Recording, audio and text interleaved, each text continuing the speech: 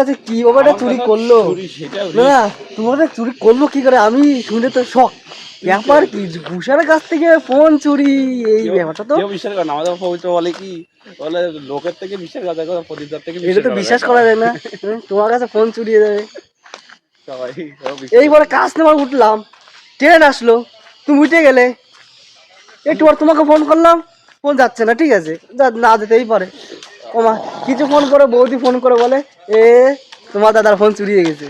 আরে ফোন চুরি মাইলা ফোন চুরি গেছে। ওই যে দুটো মেয়ে ছেলেগুলো ঝগড়া করছিল না, তাহলে ও তখনই চুরি গেছে। ওই মেয়ে ছেলেরাই ওরাই করেছে। ফোন করেছে, ধরেছে না।